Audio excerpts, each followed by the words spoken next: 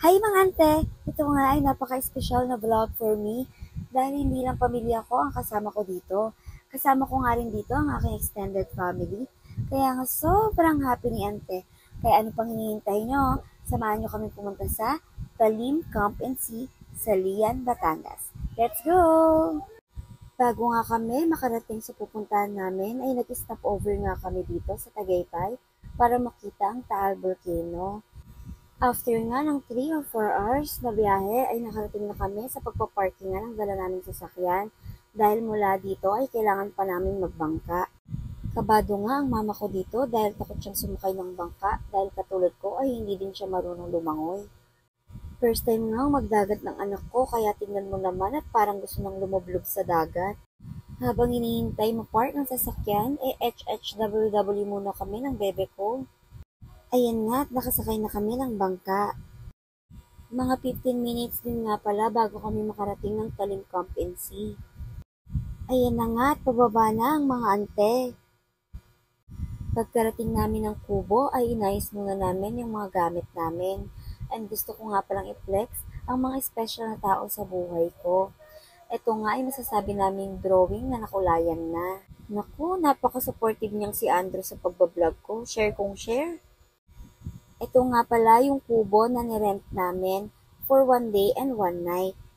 Sa labas ng kubo ay merong available na lamesa para sa kainan namin na ginawa din namin higaan. Ang kinaganda dito ay hindi crowded at panalo din ang accommodation nila dito. Mabait yung nag-aasikaso. Kulang na nga lang hindi kami magdala ng mga gamit at puro hiram na lang kami sa kanila. Char! Ayan na nga at lulusong na ang baby shark ng buhay ko. Ayan na nga yung dalawang baby shark ko. Grabe naman yung ngiti. Sayang-sayang mga ante. Ito ding dalawang pamangkin ko ay excited na rin sa pagsiswimming. Baby shark! Nagpaahon na nga sa tubig tong anak ko kasi nakainom ng tubig alat.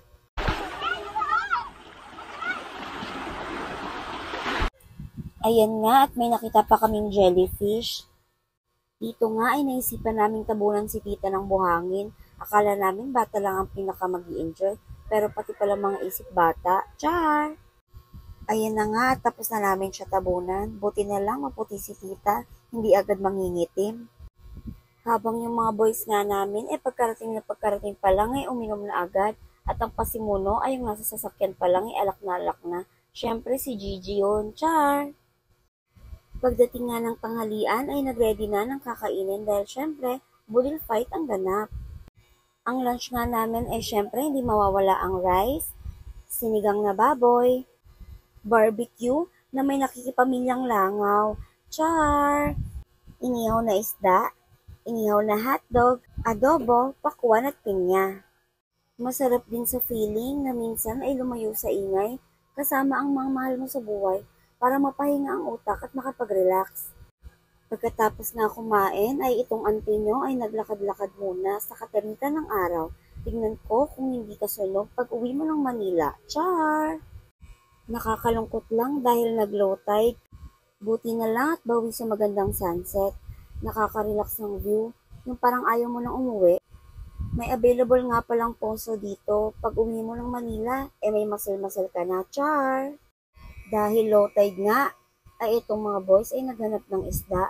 Isama ko daw to sa vlog ko, sabi ni Gigi, dahil kung hindi daw, ay i-unfollow na daw ako. Takot ko lang mawala ng isang follower.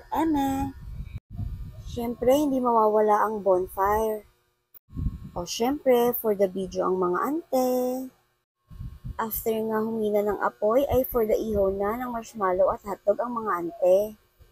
Kinabukasan nga ay ang aga nagising ng anak ko kaya for the walk ang mga ante. Siyempre susulutin na namin bago kami umuwi kaya for the swimming na ang mga ante. Yung gusto nyo ng magandang video kaso maalon kaya ayun for the dapa ang mga ante. Siyempre bago matapos ang vlog na to ay i-flex ko ang mga aurahan ng mga ante.